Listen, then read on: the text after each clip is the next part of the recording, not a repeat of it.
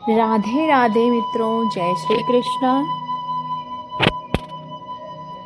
पौष मास की इस कड़ी में की श्रृंखला में आप सभी का स्वागत है। आज दिन है सोमवार और तिथि 11 दिसंबर और इसलिए आज की कथा का जो 11वां अध्याय आप सबके बीच आया है वह ही बहुत ही ज़्यादा पुण्यकारी होने वाला है, क्योंकि आज के दिन शफला एकादशी के रूप में भी मनाया जा रहा है।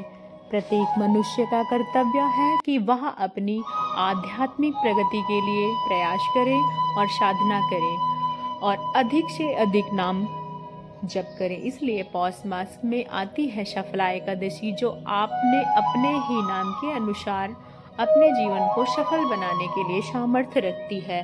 तो चलिए इसी सुंदर अवसर पर आज हम श्रवण करते हैं हमारी आज की पौष मास की इस पौराणिक कथा का। तो कथा आरंभ करते हैं। नैमिषारण्य में ऋषियों ने पूछा, हे सूत गोस्वामी, जब इस प्रकार राजा वेन की उत्पत्ति एक महात्मा पुरुष से हुई थी, वह स्वयं भी धर्म का आचरण करने वाले थे, तो उन्होंने अधर्म का आचरण कैसे किया और किस प्रकार किया? कृपया हमें उसके बारे में बताइए। और गोस्वामी जी ने कहा, साधुज्ञ वेन में जिस प्रकार पाप आचरण प्रवृत्ति होती है, जब वो वृतांत सुनाता हूँ। धर्म के ज्ञाता प्रजापालक राजा वेन शासन कर रहे थे, तो उस समय कोई भी वेन साधारण उनके दरबार में आया।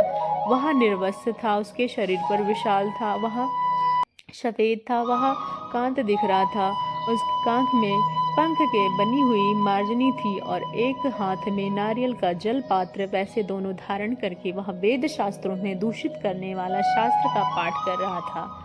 जब महाराज वेन बैठे हुए थे, उसके स्थान पर बड़ी जल्दी के साथ पहुंचा और वहां आया देख वेन ने पूछा, आप कौन हैं?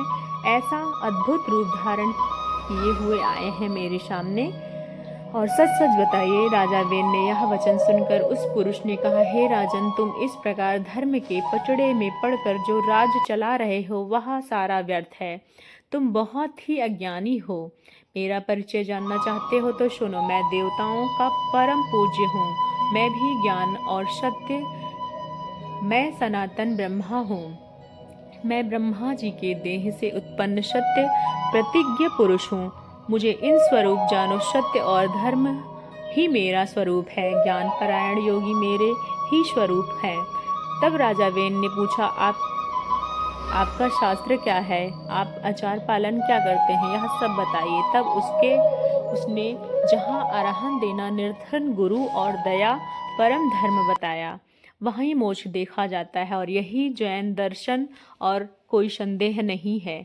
जब अपना आचार बता रहा हूँ, मेरे मन में अध्ययन में नहीं है, संधि उपासना भी नहीं है, तपस्या, दान, स्वथा और स्वाहा भी परित्याग करता हूँ।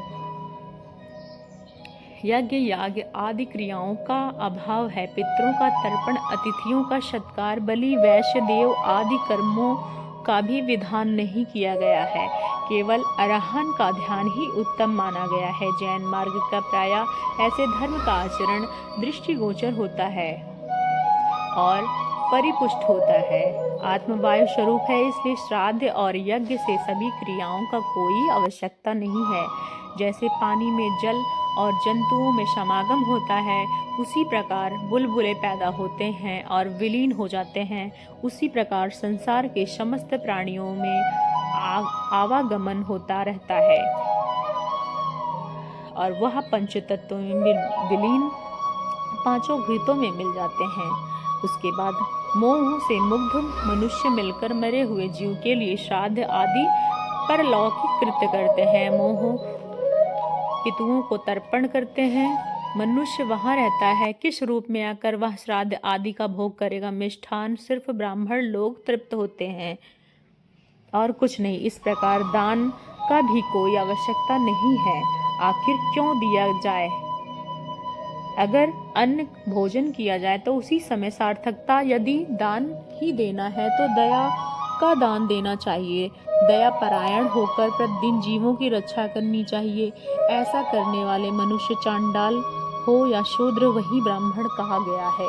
दान का भी कोई फलता नहीं है, इसलिए दान देने से भी कोई आवश्यकता नहीं है। वैसे श्राद्ध दोनों का उद्देश्य एकमात्र भगवान जिसका बताया गया हुआ धर्म भोग और मोक्ष प्रदान करने वाला है, मैं तुम्हारे सामने उसी का वर्णन करता हूँ। वह बहुत पुण्यदायक और पहले शांत चित्त में सब पर दया करना चाहिए, फिर हृदय से मन शुद्ध भाव से चराचर स्वरूप एकमात्र उनकी आराधना करनी चाहिए, उसी को नमस्कार चाहिए और किसी के सामने कभी मस्तक झुकाने की आवश्यकता नहीं है। फिर औरों की बात को क्या करना। जीव यह सारी बातें सुनकर राजा वेन ने पूछा, ब्राह्मण आचार्य गण गंगा आदि नदियों में पुण्य तीर्थों को बताते हैं। इनका कहना है कि तीर्थ महान पुण्य प्रदान करने वाले हैं। वह सत्य कृपया बताइए मुझे।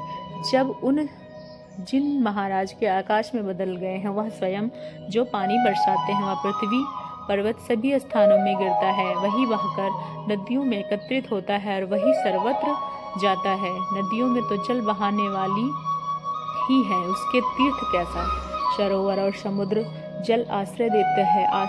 पृथ्वी को धारण करने वाले पर्वत केवल पत्थर की राशि हैं, भला तीर्थ नाम से कोई वस्तु नहीं है। समुद्र आदमी स्नान करने से सिद्धि मिलती है, तो मछलियों को सबसे पहले सिद्धि मिलनी चाहिए, लेकिन ऐसा तो देखा ही नहीं जाता। एकमात्र भगवान जिनसे सर्वमय है, जिनके बढ़कर ना कोई धर्म है ना तीर्थ है, संसार में जिसका ही सर्वश्रेष्ठ है, इसलिए उन्हीं का ध्यान करो, उसी से तुम नित्य सुख की प्राप्ति होगी। इस प्रकार उस रहस्यमय पुरुष ने वेद दान पुण्य और समस्त धर्मों की निंदा करी और अंग कुमार राजा वेन के पास पहुंचे।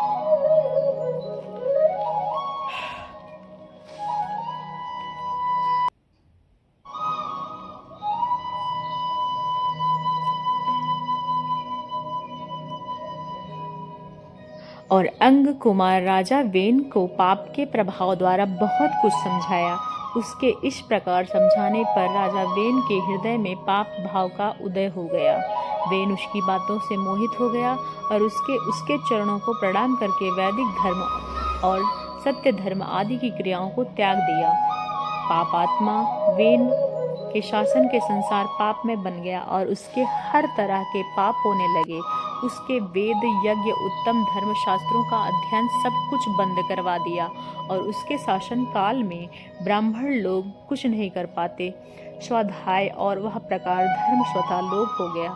सभी लोग महान पाप छाने लगा। वेन अपने पिता अंग भंग करने लगे, उनकी आज्ञा के विपरीत आचरण करते और उसके महायशस्वी पिता ने अपने भाव को स्वरूप पर बहुत काल तक विचार किया, लेकिन किसी तरह उनकी समझ में यह बात नहीं आई कि वेन ऐसे पापी कैसे बन गया।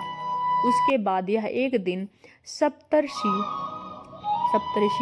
और अंग कुमार उनके द्वारा सुना, यह समस्त प्रजा के रक्षक बनाए गए हो। यह सारा जगत तुम पर आश्रित है। धर्म अधर्म रूप संपूर्ण विश्व का भार तुम्हारे ऊपर है, इसलिए अपना पाप कर्म छोड़कर धर्म का आचरण करो। सप्तऋषियों द्वारा कहे जाने पर वेन इस प्रकार बोलने लगा कि परम धर्म हूँ, मैं ही सनातन देवता हूँ, दाता का रक्षक और सत्य भी मैं हूँ, परम पुण्य मैं, सनातन जैन धर्म भी मैं हूँ। ब्राह्मण मुझे धर्म रूपी देवता ही तुम लोग अपने कर्मों द्वारा भजन करो। तब उन ऋषियों ने कहा, हे राजेंद्र, ब्राह्मण क्षत्रिय और वैश्य 3 वर्ण द्वजाति कहलाते हैं। इस सभी वर्णों के लिए सनातन श्रुति ही परम प्रमाण है। समस्त प्राणी वैदिक आचरण में रहते हैं, उसी से जीविका चलाते हैं। अर्थात हे राजा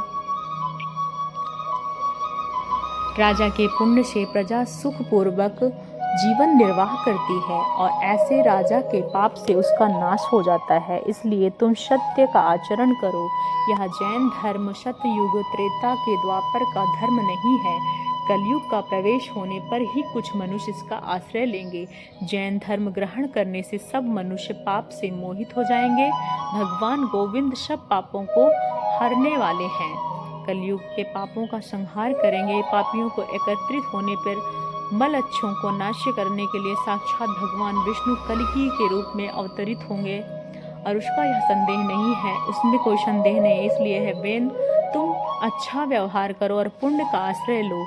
तब तुम राजा वेन कहो, ज्ञानियों में सर्वश्रेष्ठ हूँ। विश्व का ज्ञान मेरा ज्ञान है। जो मेरी आज्ञा के विपरीत बर्ताव करता है वह निश्चित ही दंड का अधिकारी बनेगा। इस प्रकार पाप बुद्धि वाले राजा वेन को बहुत समझाया, लेकिन सप्तऋषियों की कोई बात उसको सुनने को नहीं माना। सप्तऋषि क्रोधित हो गया। उसको श्राप के भय से वेन की बांबी में घुस गए, लेकिन वो ब्रह्मर्षि वहां पे बलपूर्वक पकड़ लाए। क्रोध में आकर राजा के बाएं हाथ में मंथन करने लगे और उनके एक नीच जाति का मनुष्य उत्पन्न हुआ, जो बहुत ही छोटे छोटे कद का, काला और निषादों से विशेषता मच्छों के धारण पोषण करने वाला राजा हुआ। और तत्पश्चात ऋषियों ने दुर्वात्मा बेन को दाहिने हाथ में मंथन किया और उसके बाद महात्मा राजा पृथ्वी का जन्म हुआ। वसुंधरा का दोहन किया गया था, तो उसके पुण्य प्रसाद के राजा वेन धर्म का अर्थ ज्ञात हुआ। तो आज की पौष मास की कथा की श्रृंखला में यह थी। आशा करते हैं आप सबको यह कथा बहुत पसंद आई होगी, और चैनल को सब्सक्राइब करना ना भूलिएगा। बेल आइकन को ज़रूर से ज़रूर प्रेस कीजिएगा ताकि आने वाले सारे अपडेट आप तक पहुंचते रहें। आपका दिन मंगलमय हो। जय श्री कृष्ण, जय श्री हरि। इसी के साथ हम अपने वाणी को विराम। जय श्री हरि, जय माता लक्ष्मी। आपका दिन मंगलमय हो।